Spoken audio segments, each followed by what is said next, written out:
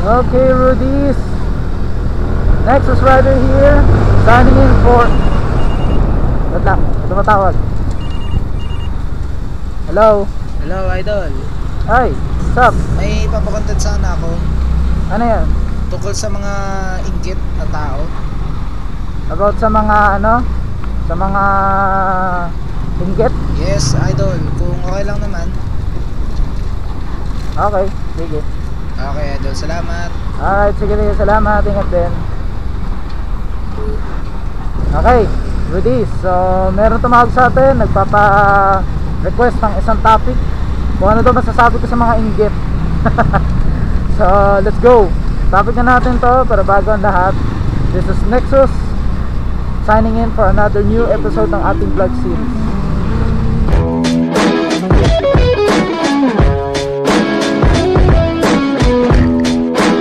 Okay, Rudy. So, ayun nga, no? So, base dun sa pinatatopic sa atin ng tumawag sa ating fan, ano ba masasabi ko sa mga inggit? Masasabi ko lang kung inggit, pikit. Diba? Kung naiinggit kayo, lumayo-layo kayo, doon kayo sa far away. Diba?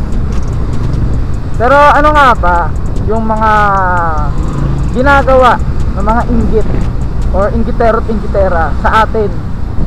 Paano nila pinapakitang inggit sila sa atin? Unang-una sa lahat, sinisira nila yung pagkatao natin. Diba? Yung tipong malinis tayo, yung tipong decente tayo, pero gagawa sila ng paraan kung paano masisira yung character natin, yung image natin, diba? At yun sa pamamagitan ng pagkukuha ng mga litrato natin sa Facebook, sa Instagram, o ini-SS yung video natin, tapos gagawa nila ng kapabuyan gamit ang AI. Diba? Alam nyo naman yung AI, diba? Artificial Intelligence, kung saan marami na bibiktima, karaniwan babae na bibiktima. So ayun, gagamit sila noon para sirahan yung image mo, dudumihan nila yung image mo, diba? O minsan ipapaset up ka pa, ibebenta ka, diba? Parang mga ganun nga yung aanay nila ng artificial intelligence yung picture mo or AI, gagamitin nila noon, tapos ibebenta ka para nang sa ganun diba, magmukha kang madumi.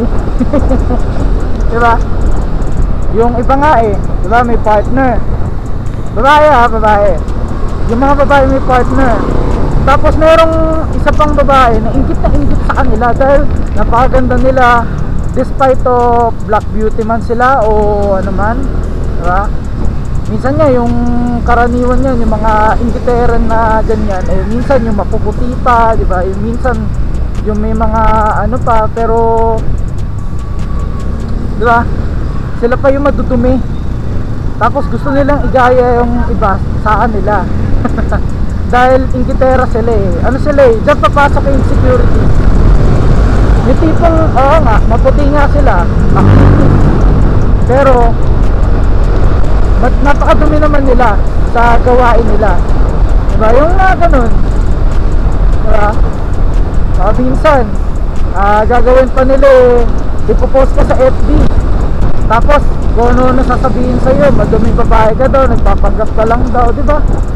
Though nakaka-bullshit, pero diba, hindi natin kailangang buhusan ng galit yun Ines, oo, pwede. Pero yung galit, yung talagang maghihimutok ka sa galit, yung talagang ano ka, hindi mo na kailangan nun. Kasi alam mo sa sarili mo na malinis ka, alam mo sa sarili mo na hindi ka ganun, decente ka, diba? So, kung kilala mo talaga yung sarili mo, no? Kung kilala mo talaga sarili mo, hindi mo kailangan magalit sa kanila. You don't have to be angry with them, just annoyed, pwede na yun. Kasi pag pinakita mong naiinis ka sa kanila, nagagalit ka dahil sa ginagawa nila, ibig sabihin apektado ka, totoo yun. Pero kung kilala mo sarili mo, alam mo sa sarili mo na hindi totoo yun, you don't need to be mad, bro. You don't need to be mad. Woo! Grabe yung mga tao ngayon, no? Pagka naiinggit, lalo na yung kung yung taong yun former partner dati nung girlfriend o boyfriend mo ngayon, tapos gusto nilang makuha ulit yung girlfriend o boyfriend mo sa'yo. Kaya gagawin nila lahat para makuha nila ulit yung partner mo ngayon na sinayang nila, diba? Kadalasan ganun diba? Kadalasan ganun. Tapos pero ang common talaga kasi na reason kung bakit sila naninira sa'yo, inggit kasi yung mga yan, diba? For example, yung girlfriend ko, morena, pero ang ganda, diba? Ang ganda niya, ang kinis niya, kahit walang makeup, napakaganda niya, natural beauty. Hindi katulad ng iba dyan. Hindi katulad ng iba dyan, kahit anong makeup ang isuot mo, kahit anong makeup ang ilagay mo sa mukha mo, hindi ka pa rin maganda, pre. Diba? Kung iisipin mo at i-assume mo na babalikan kita, no. Kung i-assume mo na magugustuhan kita, no. Never. Nakahype ako. Kasi ano na, natatawa lang kasi ako sa mga inggitera na yan. Like, ang dami nilang insecurity sa sarili nila na hindi nila makita sa sarili nila. Diba, nakikita nila sa iba, tapos hindi na makita sa sarili nila. Tanga na, meron nga diba, nagpapabang, tanga na hindi naman bagay sa kanila. Diba, tanga na may nagpapabang, hindi naman bagay sa kanila. Tapos yung bang sila, tanga na, tatlong pirasong buhok lang yung nakababa, imbes na yung kalahati ng buhok. Tanginis. Diba, sino magpapabangs ng ganon? Tanga na yung bangs mo, tatlong pirasong buhok lang. Di mukha kang ano nun. Ako na tawag dun basta may tawag dun natatawa ako sa ganong tao. Kaya nagpapabang, kasi akala nila ikakaganda nila yun. Diba? Tapos tanga na yung blush on, gago. Yung blush on ng kapal. Putik na yun. Diba? Ang mga tao talagang malaki insecurities sila sa sarili nila. Kaya pag nakikita nila sa iba yung wala sa kanila, gusto nila ibaba yung taong yun para ano sila, para same lang silang pangit. Pero ang totoo, kahit anong gawin nila na paninira sa taong yun, wala silang magagawa. Kahit siraan nila yun, maganda at maganda pa rin yung sinisiraan nilang yun, diba? Wala kayong magagawa. Kaya ako sa inyo, huwag nyo nang subukan, huwag nyo nang pahirapan sarili nyo, huwag nyo nang gawing tanga pa yung sarili ninyo. Kasi kayo lang din magmumukhang kawawa, kayo lang din magmumukhang ano dyan, naghahabol. Kasi nga hindi na kayo gusto ng gusto nyo Tapos kahit anong pagpapaganda ninyo, hindi na kayo magugustuhan ng ginugusto ninyo, kasi may gusto silang iba. Woo! Take na yan. Basta shoutout sa mga tao may insecurity sa sarili nila, tapos sinisiraan nila yung iba para maging katulad nila. Sana yung vlog na to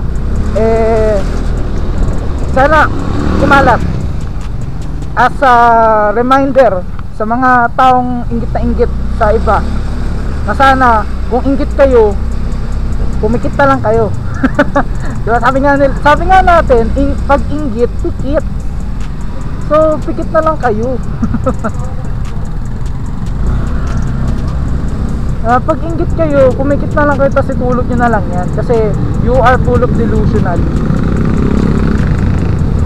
Pasensyahan sa mga tatamaan lalo na dun sa isa. Pasensya na kung tatamaan kayo Kapag umiyak ka, ibig sabihin ikaw yun.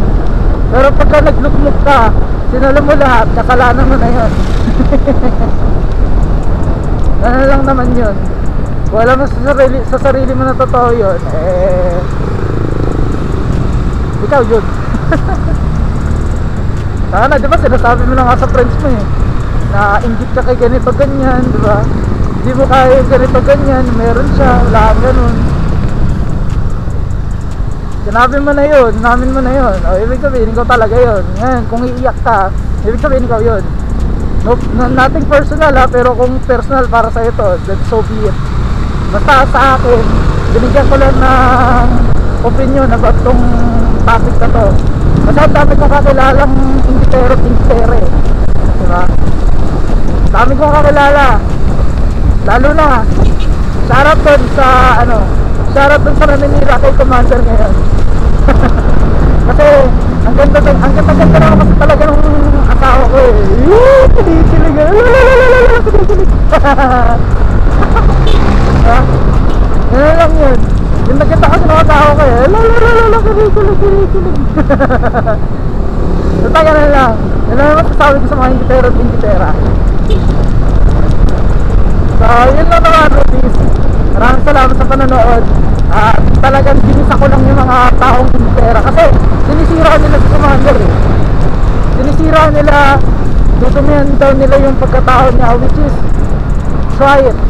Tapos ibebenta daw nila si Commander kasi nga daw maganda, makinis, sexy, lahat. Kasi full package, boy, full package. Kaya ibebenta nila. Well, try it. Hindi nyo alam, worth siguro worth 10 trillion o 20 trillion yung asawa ko, kaya nothing can buy her. Ako lang yata yung kaya sa isang lalaki nakabili sa kanya, diba? Saka as if ipapabenta niya yung sarili niya sa inyong mga ano kayo, mga kulokoy. So as if lang naman, as if, diba? Kilala ko naman asawa ko eh. Hindi siya katulad ng iba dyan. Hindi siya pok-pok. Hindi siya pala benta ng katawan niya. Isa siyang educated person na merong paninindigan o dignidad.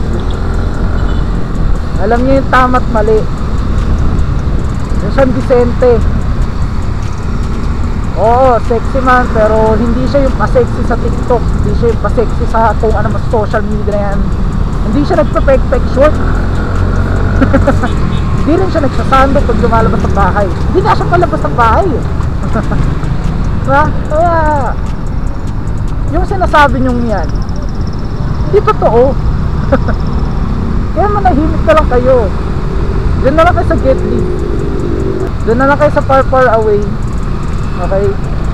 Manahimik na lang ho kayo. Kung inggit kayo, pikit na lang kayo. Gano'n na lang. Para kawawa naman kayo eh. So yun lang naman, Rudies.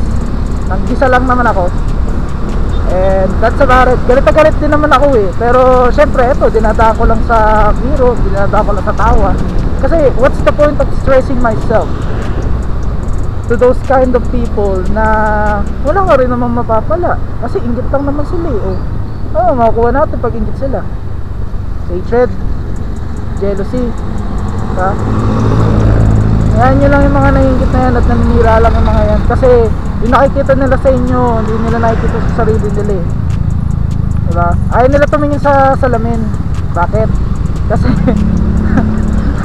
nandun yung realidad na pangit talaga sila. Yun lang yun. So that's about it, Rudies. Always remember, we use the road, we rule the road. Lexus Rider, signing off. Lexus Rider, now you're there. Rule the road, ultra core. Lexus sunny, no fix, no filters, pure truths. Windows down, the wind screams. Our hidden manifestations. Kahit saan sulok po bomba lang, kahit saan daling through the stars.